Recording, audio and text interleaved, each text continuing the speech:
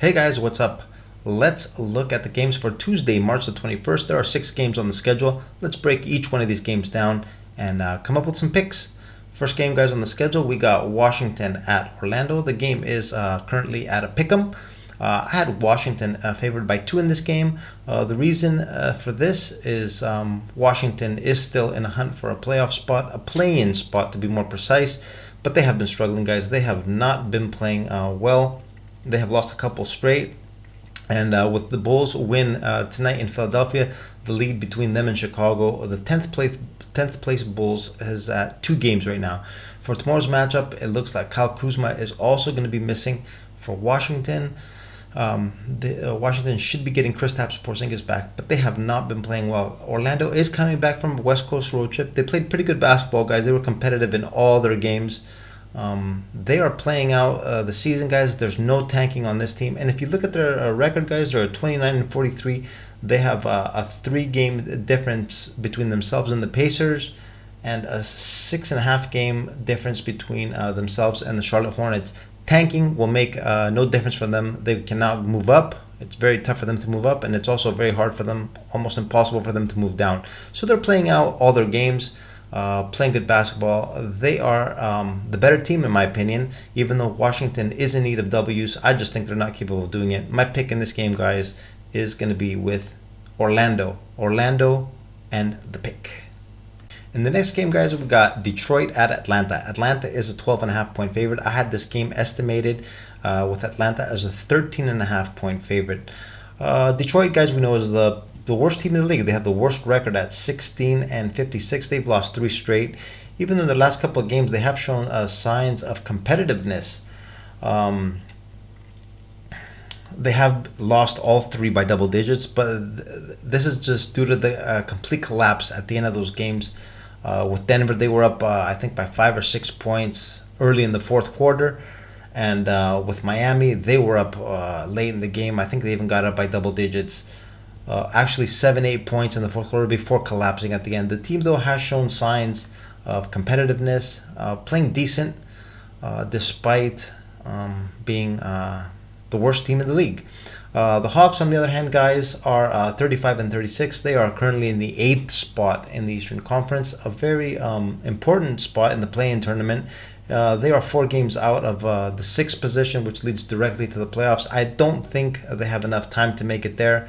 But it is dangerous for them to fall out, even though that's also a long shot. But the 8th position, guys, is very important because it'll give them a second chance. If they lose the first round of the play-in tournament, they will have another shot to face off against the 9th or 10th place team. I do expect Atlanta to win this game, but these points do look like a lot, especially if you looked at how the Hawks played in their last game against the Spurs, where they were in need of W's. They were up big in that game, guys, and San Antonio just ran them and got a straight-up win in San Antonio. Team is not really functioning that well, inconsistent. To add to that, DeJounte Murray is listed as questionable for tomorrow. In this game, guys, I know Atlanta is in a must-win situation, but I'm going to be looking to take Detroit and the plus 12.5 here. The third game of the schedule, guys, we got Cleveland at Brooklyn. Cleveland is currently a 3-point favorite. I had Cleveland favored by 2.5 in this game. What's important in this game, guys, is we need to look at the Eastern Conference standings and see where each team sits, which positioning they are in the overall standings. Cleveland is in 4th place at 45-28. They have a 4-game difference between themselves and the 3rd place Philadelphia 76ers, and a 3-game difference between themselves and the 5th place Knicks, which pretty much means their fate is sealed. They're going to be locked into the 4th spot unless some miracle happens and they can move up, which I seriously doubt, or move down. So what does this tell me, guys? This tells me that this will give the luxury of the coach to probably play his subs a little more, ease up on the minutes for their starters, spread the minutes around. The rest of the games are pretty much meaningless for the Cavs. For the Nets, on the other hand, they are in 6th place, and they are just 1 game above the 7th place Miami Heat, which we know Miami, guys, is kind of picking up momentum, looking to get a spot directly into the playoffs. Each game is a must-win for Brooklyn if they want to avoid the play-in tournament. In this game, guys, I'm going to be looking to take the Nets. Brooklyn with the +3 in this game is my side in this matchup. The next game of the schedule, guys, we have the San Antonio Spurs going to play in New Orleans against the Pelicans. The Pelicans are currently favored by 11. I had this line estimated with the Pelicans favored by 9. Obviously, guys, this line is inflated. The reason being is the Pelicans are in the hunt to make the play-in tournament. They are just one game behind the Utah Jazz, the Oklahoma City Thunder, and the Minnesota Timberwolves. We know the Western Conference is up for grabs. This final stretch of the regular season is going to be very, very important. Otherwise, this line, there's no way it would be this inflated. The Spurs have been playing pretty well lately. Actually, the majority of these bottom teams, even Houston has been playing well. In their last game, guys, they made a huge run against the Hawks. They were down something, I think over 20, and actually made a big enough run to come back and win the game straight up by 8. The Spurs, we know, were at home for 7 straight games, so they're heading out on the road. In my opinion, guys, the only way to go in this game is with New Orleans and the -11. I know the line is a little inflated, but let's not forget, guys, the difference between these two teams is very high, and New Orleans looks like they are making a move and competing. They're not tanking. They look like they really want to make this play-in tournament.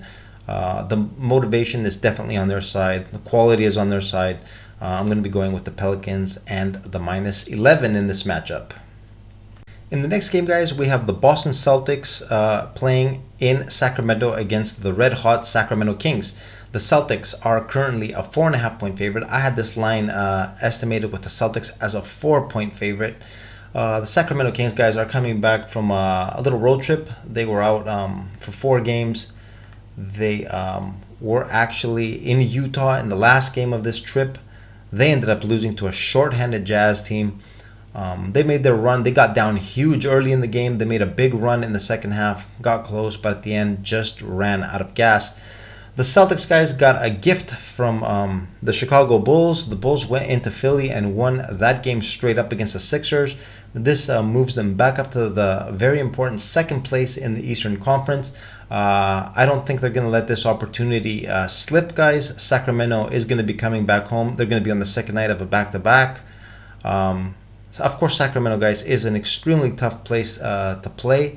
And in this game, guys, I do think the Sacramento Kings will probably come out firing on all cylinders. But I think towards the end of the game, they should run out of gas. We know they like to play a very up-tempo type of basketball. Like I've said in one of my previous videos, they remind me of the Steve Nash Phoenix Suns, Mike D'Antoni type team that just likes to get run up and down the court. Just shoot a lot of threes, get a lot of transition buckets, don't play much defense. I think this is a bad spot, I think, tomorrow for the Sacramento Kings. They've also been playing without Kevin Huerter. He was listed as questionable in their last game against Utah, ended up sitting out. I don't know if they held him out to play tomorrow. How ready will he be? He pulled his hamstring.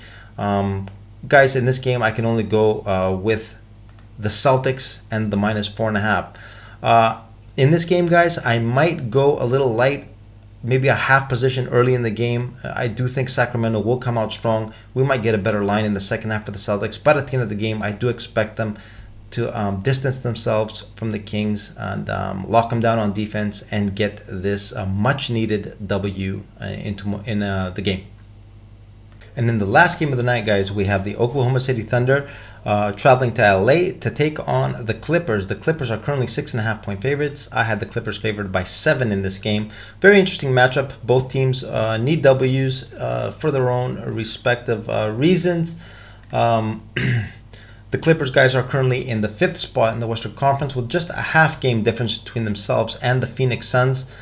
Something that I think by the end of the season they will leapfrog them and take over that 4th spot, which will give them home court advantage for the first round of the playoffs. The Clippers, guys, have also been playing very good basketball as of late. They have won actually how many? 5, I think. 5 out of their last 6 games, and their only loss coming at home to the Orlando Magic was the game that Kawhi Leonard sat out for his load management. He is scheduled to play in this game against the Thunder. The Thunder guys will also be needing this game. They are in that stacked group in the Western Conference, the very competitive Western Conference. For the bottom spots in the West, they are currently 35 and 36, ninth place in the standings. They got a nice win against the Phoenix Suns in their last game. They got down actually very big in that game by more than 10, 15 points. The Suns were also without DeAndre, and the Thunder needed a big run in the second half in order to get that win.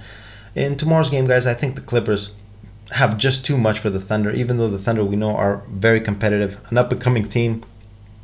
I just think the motivation and the full group for the Clippers tomorrow will be too much for the Thunder. I'm going to be looking to take the Clippers and the -6.5. And this will wrap up, guys, my analysis and my picks for the games on March 21st. Good luck, guys, on whatever you decide to bet, and I will see you all in the next video. Later.